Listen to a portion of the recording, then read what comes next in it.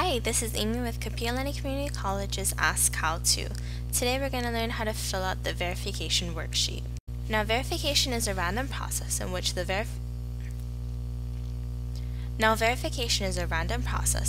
federal government has requested you submit your taxes so they may compare it to the information from your FAFSA. The law says that we have the right to ask you for this information. However, if you or your parents feel uneasy about this, come speak to a representative at Kekaulike Information Service Center, also known as K.I.S.C, which is located in Ilima 102. If you've been asked to fill out this form and you've seen it either in your MyUH Portal or you came down to K.I.S.C and they told you, this does not mean that you filled out your FAFSA wrong. It's just that you've been randomly selected for this verification process. So you can find the form either in the K.I.S.C office located in Ilima 102 or online at the KCC website, and you'll go to the green link called Forms. And the verification worksheet is down at the bottom. Make sure you fill out the correct one. It's the 2011 to 2012 Financial Aid Verification Worksheet. So you want to click on that, opens up a PDF file, and it looks like this. So up at the top, the general stuff, your name, your ID number, date of birth, and your phone number. Now, these two paragraphs right here just say everything that I said in the beginning. Verification, they just want to compare your tax information with signed copies of what you put in your FAFSA. The law says we have the right to ask you for this, and if the numbers don't match up, we may need to make corrections. Okay? This form will halt your financial aid process, and they can't continue processing your financial aid until this form has been completed. So you'll want to make sure to do this as soon as possible, as soon as you know that you've been selected. Alright?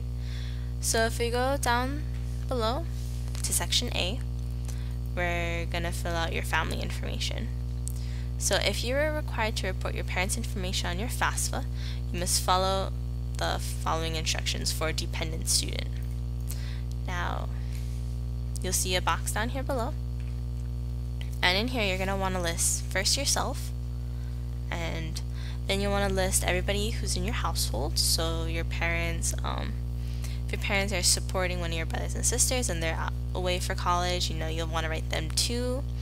If your parents are supporting grandma or auntie, more than half, then you'll want to write them in here as well.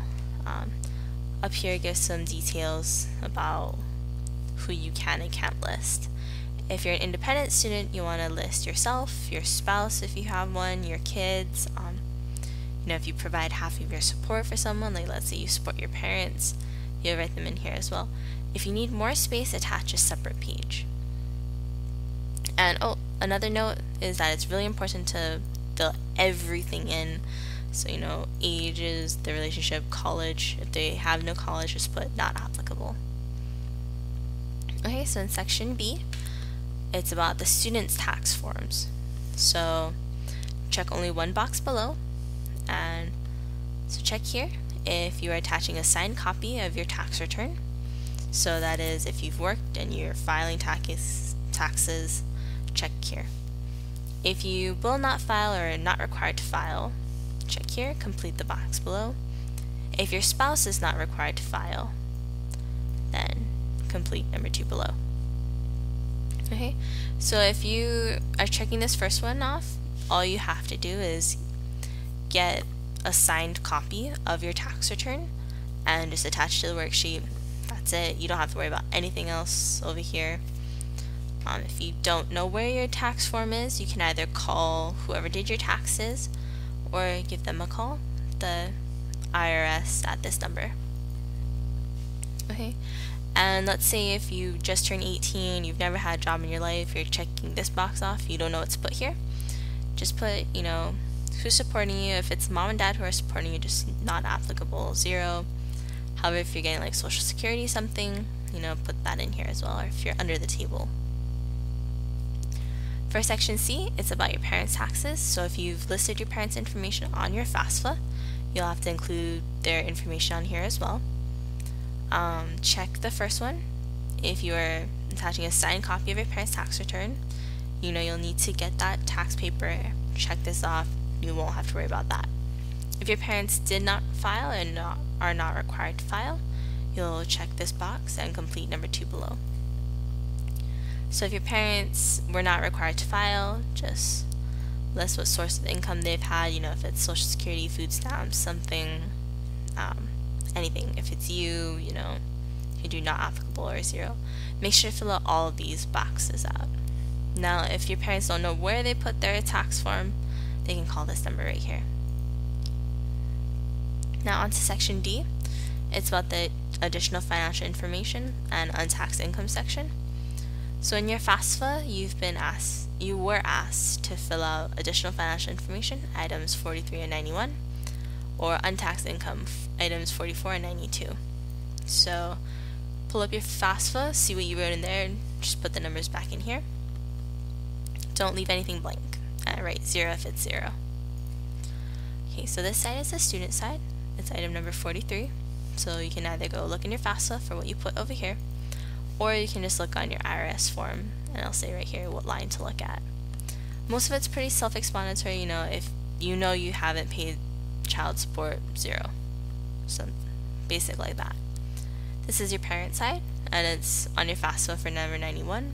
Just have them look over here as well. Okay. There are these 2 total boxes down here, so you want to total up these numbers. Now this is the untaxed income, and so student side is FAFSA 44, parent side FAFSA 92, and you can either look at your tax forms at these numbers or just look onto your FAFSA.